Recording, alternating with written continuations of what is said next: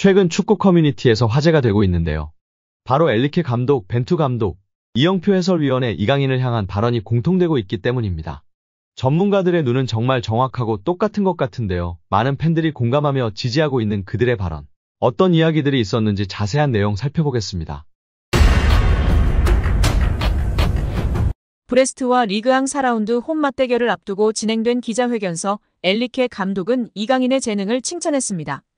PSG 공식 홈페이지에 따르면 엘리케 감독은 마르코 아센시오가 중앙 공격수로 계속 뛰는지 아니면 랑달 콜로무아니가 선발로 나설 예정인지에 대한 질문에 답하면서 이강인을 언급했습니다. 엘리케 감독은 그 포지션이든 다른 포지션이든 내게는 많은 옵션이 있다. 다재다능함에 관해 얘기하자면 난 많은 옵션이 있고 그런 선수들을 보유하고 있어 기쁘다라며 콜로무아니나 이강인, 주앙 네베스, 아센시오는 우리에게 많은 옵션을 줄 수 있다.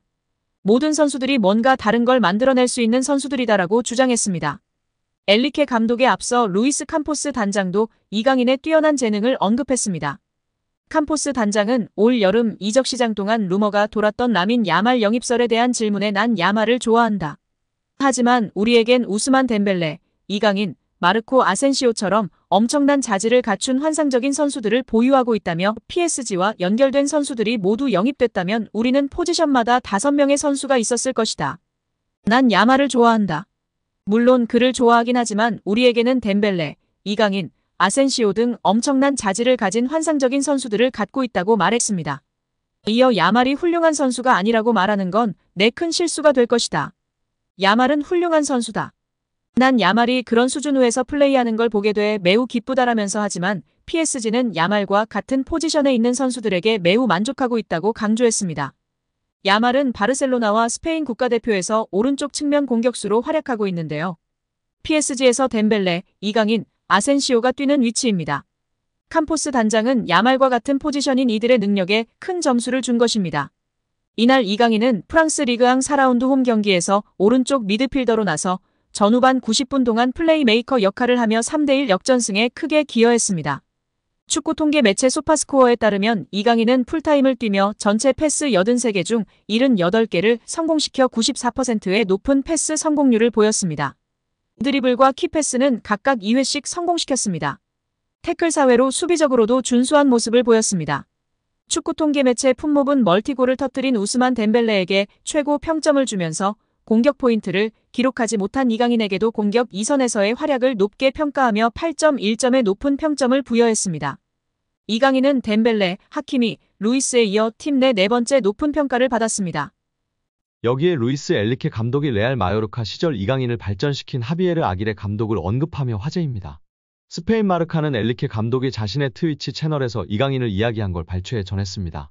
엘리케 감독은 아틀레틱 빌바오와 레알 마요르카의 코파델레이 결승전 이야기를 했는데 한 팬이 이강인 성장 관련 질문을 하자 아기레 감독 공이 크다고 말했습니다. 아기레 감독은 베테랑 지도자로 멕시코 국적인데요. 멕시코 대표팀을 비롯해 오사수나, 레알 사라고사, 에스파뇰, 레가네스 등 스페인 팀을 주로 지휘했습니다. 2014년부터 1년간 일본 사령탑으로 있기도 했습니다. 2021년도 시즌 중도에 마요르카로 온 아기레 감독은 이강인, 쿠보 다케우사를 활용해 스페인 라리가 잔류를 이끌었습니다. 지난 시즌 이강인을 한층 더 발전시켰습니다. 수비 축구를 하면서도 이강인의 기회 창출 능력을 극대화했습니다. 이강인을 다양한 위치에 쓰며 빌드업 시발점 역할을 맡겼습니다. 본인 중심 전술의 이강인은 더 능력을 선보였고 마요르카가 라리가 중위권에 오르는데 혁혁한 공을 세웠습니다. 라리가 정상급 미드필더로 분류돼 많은 팀들의 관심을 받았습니다. 마요르카는 이강인 잔류를 원했지만 이강인은 이적을 추진했습니다. 결국 파리 생제르맹으로 갔습니다. PSG 사령탑 엘리케는 이강인을 적극적으로 활용했습니다. 이강인은 우측 공격, 중앙을 오가면서 PSG의 귀중한 옵션으로 자리매김에 활약하고 있습니다.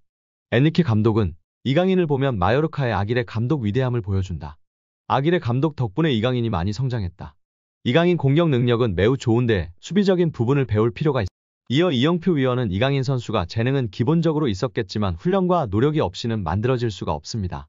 또한 이강인 선수의 강점은 드리블도 있고 시야도 있고 정확한 왼발킥도 있고 터치가 굉장히 강점이 있다고 생각합니다.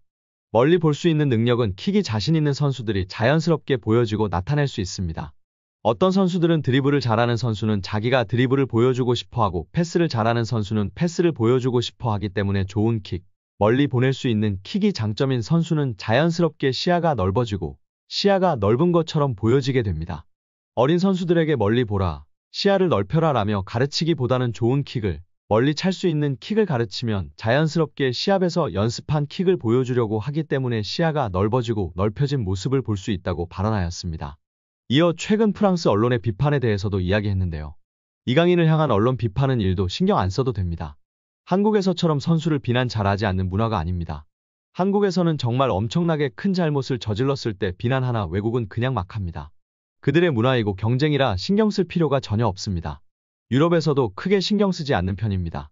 거기에 일희일비할 필요 없고 비난을 받더라고 원래 그런다 생각하는 게 팬들도 선수도 좋다고 발언했습니다.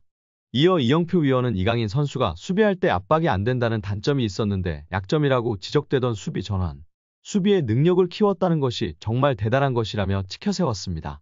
이는 특히 선수의 태도의 문제이기 때문에 이런 것들을 지적을 받으면 자기가 수비력을 키우는 게 아니라 나도 수비를 열심히 하는 척해야지 라는 선수가 있는데 이강인 선수는 진짜 수비를 하는 것이라며 극찬하였습니다. 특히 이런 태도를 갖고 있는 선수는 길게 선수 생활을 하고 겸손하기 때문에 대성하는 경우가 많다고 발언했습니다. 벤투 감독은 유튜브 채널 FC온라인과의 화상 인터뷰에서 대한민국 축구대표팀 시절 줄곧 외면했던 이강인을 카타르 월드컵에 발탁한 이유에 대해 이강인의 재능이 뛰어나다는 사실은 팬, 감독, 스태프 미디어 할 것 없이 누구도 반박하지 못할 것이다. 하지만 우리 코치진은 그보다 많은 분석이 필요하다. 재능만으로 판단해선 안 된다. 이강인과 같은 열번 유형의 선수는 주로 공격만을 생각하고 수비를 고려하지 않는다며 솔직히 이강인을 월드컵 명단에 올린 건 월드컵 본선 직전이었다. 이강인을 월드컵에 발탁할지에 대해 확신이 있었다고 한다면 그건 솔직한 대답은 아닐 것이라고 월드컵 최종 명단에 이강인을 제외할 생각도 있었다고 털어놨습니다. 하지만 벤투 감독은 23명 명단에 이강인을 포함했고 이강인은 월드컵 조별리그 가나전에서 부메랑 크로스로 조규성의 골을 돕는 등 톡톡 튀는 활약으로 믿음에 보답했습니다. 벤투 감독은 이강인을 명단에 올린 중요한 이유는 그가 바뀌어서다. 마인드의 변화와 마요르카에서의 활약으로 월드컵 출전의 자격을 증명했다. 그는 마요르카에서 완전히 다른 선수가 되었다. 그의 변화를 이끌어준 중요한 두 사람은 본인과 클럽 감독 하비에르 아기레일 것이다. 이강인은 스스로 스타일을 바꿔야 한다고 인정한 것 같고 아기레 감독은 그런 변화에 대한 확신을 줬을 것이다.